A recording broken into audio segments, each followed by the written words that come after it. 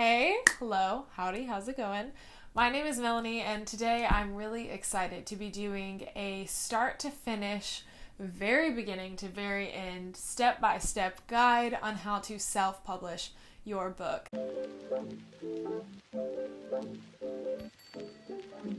This guide should be moldable to whatever you're trying to accomplish, whether your book is a novel or a letter or a how-to or poetry or a recipe book or your blog, anything. This should hopefully work for you. I'm going to be listing really helpful sites and softwares that you can use, as well as ways to get in contact with freelance editors and cover designers and the whole thing. So settle in with me, and hopefully by the end of this you will be ready to tackle self-publishing, because here's the secret. You can do it. It's not nearly as hard as it might sound. You can have your physical book in your hands, and these are the steps to make that happen. So I am a writer. I studied creative writing in college. I'm going off to study screenwriting next in grad school. And last Christmas, my mom told me the only gift she wanted from me was for me to compile all of my writing, especially from my college years. So when she said that, she definitely meant a 3-hole punch, print it out, put it in a binder, and take it off of her computer type thing so she can have a physical, printed pages of my different short stories and essays and poetry. But when I actually got into the whole business of it and compiling everything together, I got curious and I just wondered, how hard is it to self-publish? Is that something I might be able to do? Could I actually surprise my mom by giving her a real physical book with a cover and about the author and chapters and sections and table of contents and copyright and the whole thing? Was it possible for me to actually give her my first book? So that obviously led me down a big old research journey, and it revealed to me that it obviously is possible, and it wasn't nearly as difficult as I thought it would be. And so I'm going to be showing you the exact steps that I took in making this book possible, but I am also going to be giving you some alternatives and some other options, because when I made my book, I knew that at least at this first edition, this first stage, that I was doing it for personal use, for my enjoyment, for my mom's enjoyment, to have something that's really special to us. And I knew that this edition, at least, was not going to be for public sale. Now, that did affect some of the decisions I made. However, I'm going to be showing you a lot of really helpful tips and tricks to hopefully boost your own sales if you are trying to make money from your book. So, now that we're through with the intro, let's get into the guide. So I'm going to assume that if you are researching and getting into the self-publishing journey, then hopefully you have finished the book that you are planning to self-publish. If you haven't, no worries, you can come back to this video at any point. But if you have, you're probably very eager to see the cover and write the blurb on the back and everything, but I am going to tell you to pause for a second, because it is important before we get into any of that, before we get into any of the formatting or anything, that we make sure that your manuscript is in tip-top shape for strangers across the world to read and enjoy and trust and immerse themselves in. And it is really important before that is possible to make sure that your manuscript doesn't have a lot of typos and is communicating exactly what you are trying to communicate and doing it well. So I know for me as a reader, if I come across even just a handful of typos, even just one sometimes, that can be the difference of me being immersed in a story or not, or that can be the difference of me trusting what the author is telling me or not. So this is a big deal and really speaks to the credibility and believability of your writing material. So kind of the first step you can do, especially if you're not planning on selling your book, but just having it for personal use, a first free step you can use is either kind of consult a creative writing group or use grammar software. So some grammar trackers that you can use are Grammarly. You've probably heard every ad under the sun. Ginger, Another is White Smoke, and then Pre-Writing Aid. So those are some grammar trackers, but I am going to strongly recommend a few places in this video to set aside some money for if you are trying to sell your book and make money off of it. And by setting aside money for these things early in the long run, it is definitely going to help make you more money. Now, those three places are editing, proofreading, and cover design, and I would say editing and cover design are definitely the two most important. I've seen kind of average ranges being around $300 for each of those, which I know is not a small amount of money, but hopefully that is something that by having a really beautiful cover and by having a really well-spoken book, well-read book, whatever, in the end is going to get you more sales and will actually save you money. So, right now we're going to talk about editing and proofreading though, and I will say that these are areas that I also really recommend you spend money on someone who is going to produce quality work and outsource for these things. Don't just trust yourself to have an objective eye on your own work or to catch everything, because you're not going to. And that's just the truth of it. You might be a great editor yourself, but it's always helpful to have someone outside of the story who really knows what they're doing to produce quality work for you. And if you get somebody that's really cheap that's not going to do a great job, then you are likely going to have to then pay for a second person and pay more than you would have ever if you had just started by getting a quality person. So you're probably wondering, how do I outsource? Where do I find people that know how to do these things? And that's where Reedsy comes into play. Now, there is more than one website that you can use, but I'm going to talk about Reedsy because it's what I used. And I used it to format all my book, which will be the next step. But it is also a really great place for outsourcing and finding people to edit, to do the cover if you want to do marketing, to proofread, to format. That is a really great place for you to find someone to do those jobs that you can't do or that you need somebody else to do. So now that you've had your book edited and proofread and the grammar is looking fine and the story is beautiful or the recipe book is amazing or whatever it is, now you are ready to typeset and format the contents of your book. Now, this was an area that I knew I definitely needed to find a good software or website or something, because I knew I did not know what I was doing. I didn't know the fonts, I didn't know the copyright page, none of it. So this is how I first found Reedsy, and it was so easy to use. Also, it might be important for me to say, like, literally nothing in this video is sponsored. These are all my personal opinions, so just know that. So with Reedsy, you are able to create sections and chapters for your book, which is important to me because my book is the collected works of all my writing in my college years, and I had a lot of different types of writing, so I wanted to make sure I had different sections. So you probably can't see, it looks like it's very overexposed, but on my contents page, I have a nonfiction section, a fiction section, a poetry section, a couple other ones, and then chapters under those with all the different stories and everything involved. So Reedsy is where you're going to get your table of contents, your copyright, your about the author, your dedication, all of that formatted properly, and you're not going to have to worry about it at all. It was totally accessible and easy to understand. So that is a website I really recommend for formatting. I've also heard of some other people using Bookright, so that could be another place to check out for formatting your whole book.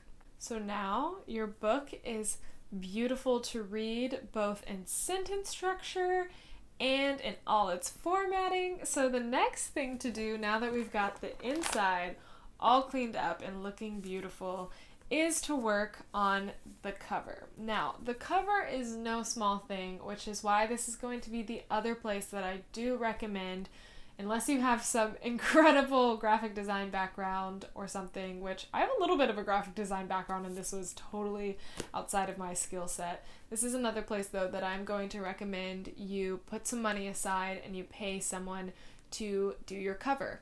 A reason I also think cover designs are important to spend money on is that there's this saying not to judge a book by a cover, but we all know that we do, and that a bad cover can be the difference of interest or non-interest, especially for me, and I don't think I'm alone in this. So if you want people to be attracted to your book, the first thing they see, the first impression, is so important, and that can be everything that communicates to someone why they should be interested. So take it seriously. It's a big deal. So for my book cover, I knew that I wasn't going to spend any money on this first edition, so I used a website called canva.com, and it's a website that's really great for designing a whole lot of different things. It has a lot of different templates. I've used it for resumes, people use it for YouTube thumbnails, things like that, but it has a book cover template section, so that worked well for me. But I do really recommend, if you're trying to sell your book, and this is something that I will be doing and have started the process of doing, is looking into a cover competition site so that you can receive a lot of different options for your book cover. The cover competition sites that I am familiar with are 99 Design, CrowdSpring, and Design Crowd. And 99 Design is one that I have worked with before. It is a site where you can pay for a book cover. It has a guarantee that if you don't find one that you like, then you get your money back. But it's a place where you can basically hire graphic designers, and they send in their submissions in a competition to be chosen as the recipient and winner of being your book cover designer. So in the process of doing this, you will answer a lot of questions talking about what your book's about, what you want to communicate, if there's any like colors or designs or any images or anything like that that you have in mind, or if there isn't and you're really open to things. So you'll go through this long questionnaire. It's a place where I really recommend being very specific. And then graphic designers can submit their different designs, and you can choose the one that you like the most. I've heard from other people that have used it that they recommend, when you get your first couple of designs, not immediately rating them very high. I think it's a 5-star scale, maybe rating it a 2 or a 3, because when other graphic designers see that there's already really highly rated designs, they're going to assume, oh, maybe it's not worth me submitting my own work because someone else's work's already going to be chosen.